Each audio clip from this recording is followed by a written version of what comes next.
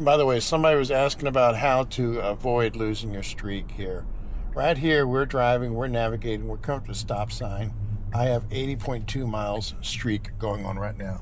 Once the car comes to a stop, if I open the car door, it immediately puts itself into park. If those are the emergency blinkers, I can re-engage, and my streak is still going.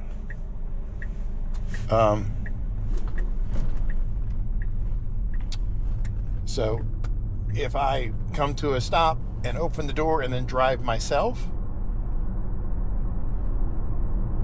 whenever you disengage, whenever that full self-driving ends, be it opening the car door or not,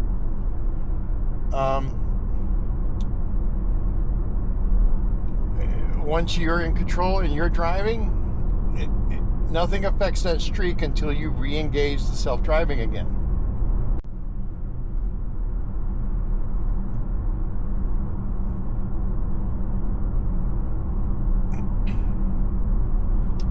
But it would be nice still to have an option to say pull over now, stop here, or stop now. It'll still be nice to have that, to have the car safely and properly come to a stop. Or let us know that we want to end the drive now. Okay, we finished the full self-driving now. I don't want to disengage the full self-driving. I want to tell it, okay, it's done. Quit trying to maneuver into the parking space. And right now, right when I left, they added that, so we're going to tell it to go back to the Valley Airport. Here we are. We're going to have all of a sudden it's going to reroute, and it's going to do a U-turn here. But yeah, I just want to show you that's how you can keep the streak going, by opening the car door. Now you can roll down the window and use the manual car door open, but using the push button whenever you're at a complete stop is usually the preferred way. The car is going to yell because you're opening the door while the car is in drive.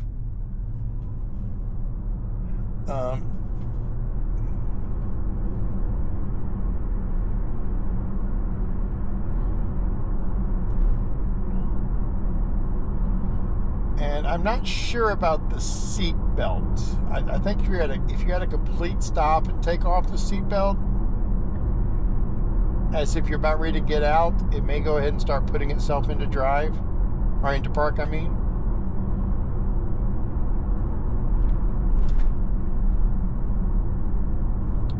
So yeah, right when I left the airport, that's when a new surge popped back up. So we're heading back to the airport to get into this surge. Right now it's only $5.50. It should go up here in a second or two.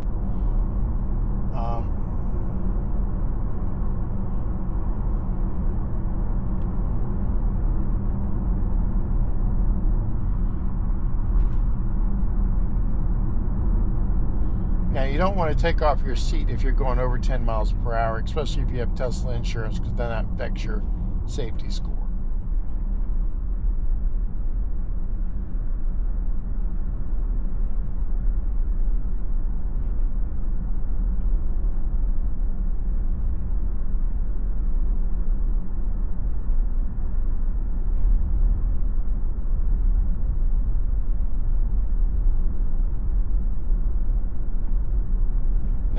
There is no flights in the next 60 minutes, but yet they have a surge for some reason. Makes no sense how Uber figures this. No sense at all. And the question is again, where is it going to stop?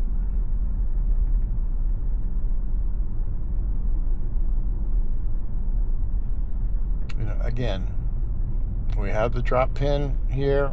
It still has the P here. It's still doing a pullover. And it is still coming way back long before the stop. We're still way back here.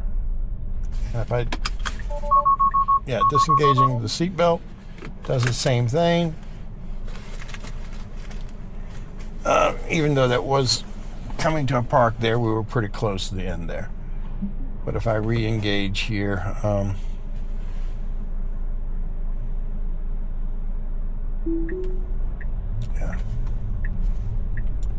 doesn't affect the safety score. Sees that person stepping out. It's giving them plenty of room.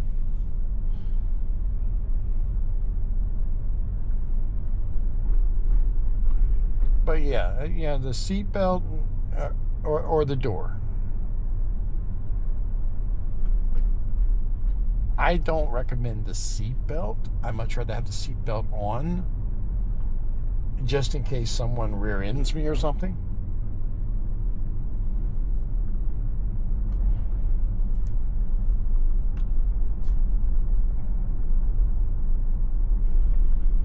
Of course, opening the car door still isn't the safest of things either. We're going to try to add the airport back here again. Let's see what's going to happen. We're already at the airport, so let's see if we'll keep circling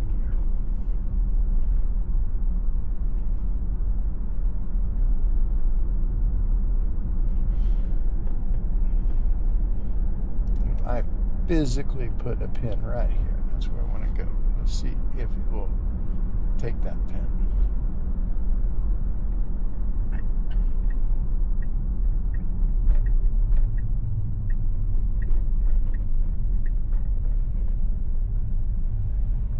And you see, it's strange because I put the drop pin somewhere. Why is it showing the blue line way up that way? It moved the P over to where I put the drop pin.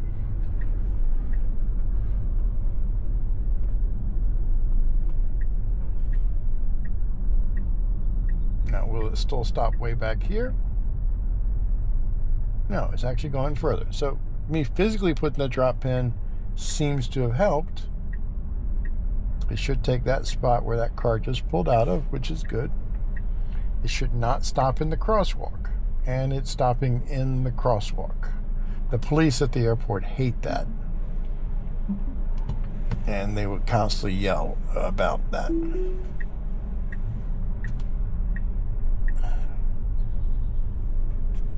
And that's where having something on the screen showing me where you plan to park and let me choose, no, I want to go a little further up. No, I want to go here. No, I want to go there.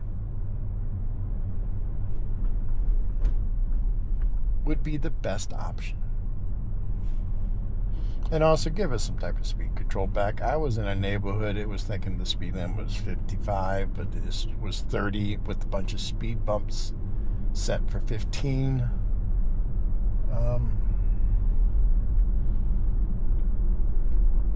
Yeah, I had to disengage on that.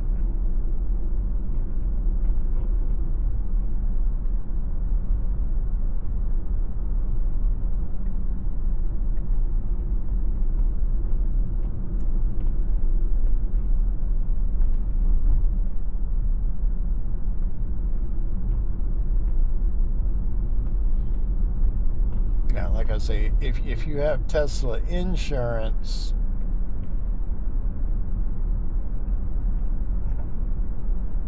there is a unbuckled driving.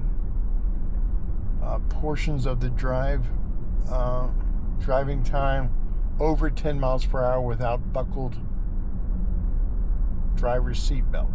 So it's over 10 miles per hour. Yeah, I have an excessive speeding on there because the car thought it was in a 55, but it was in a 30. So when I disengaged, I got hit for the speeding. Makes no sense. And late night driving, it makes no sense. But I'm still at 100 safety score. And the past 30 days, that's based on, interesting, traveling a total of 10,639.3 miles. The car drove 10,600.7 of those miles. But oddly enough, for 0.38 miles, not even a half a mile, it was on AutoSteer. Since I don't have an option to put it into AutoSteer, that is just full self-driving or nothing. That means that there was a system error where the computer is rebooting, and one of the times when it tells you to take over, it throws it in AutoSteer like a backup.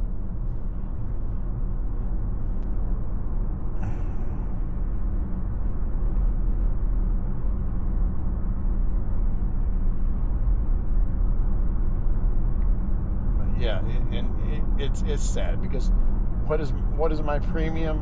Yeah, honestly, $309 a month. I don't see it going down. It's outrageous how much the insurance is.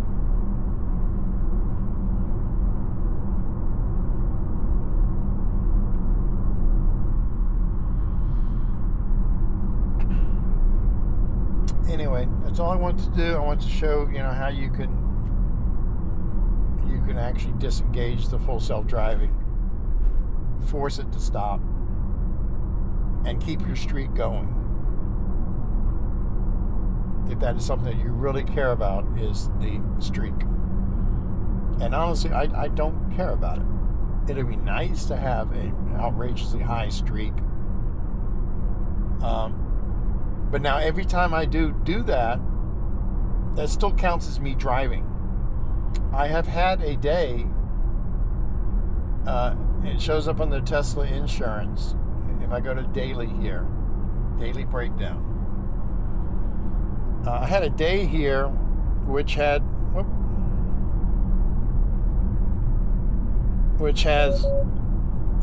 no, I know, I'm looking on my phone, no driving data for this day on the 25th. So it has absolutely no driving data for my safety score on the 25th, but yet I traveled 607.1 miles. The car drove 607.1 of those miles.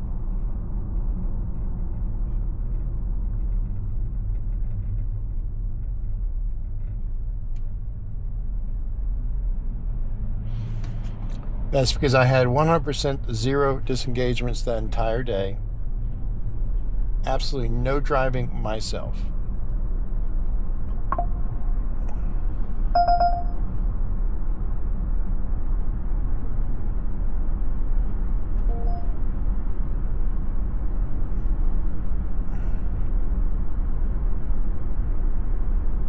And the very next day, there's driving data there for that day, but if I look at it, I drove 224.1 miles, or I drove 224.5 miles. The car did 224.1 of those. So only for 0.4 miles, that's what that driving data is for. Not even a half a mile. So as far as Tesla insurance goes, I only drove a half a mile that day, or less than half a mile that day.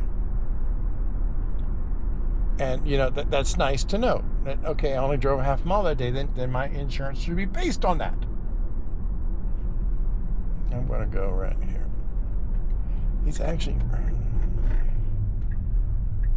I'm trying to figure out exactly where this person is. This is where I have all of my takeovers, because trying to get to the person.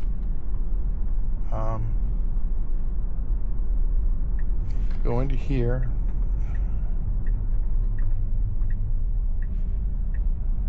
I don't know why it wants to go that way. It can go straight. And we don't need to go in that parking lot. There, okay, I'm trying to get to follow over. Okay. There, finally. I was trying to go over that way. And of course, he's walking up. And I think that's him. So, like I said, the car is passing. That's where we need to stop here. Stop now. And then I would not have to disengage. Anyway, a like and subscribe would be nice. Have a good day.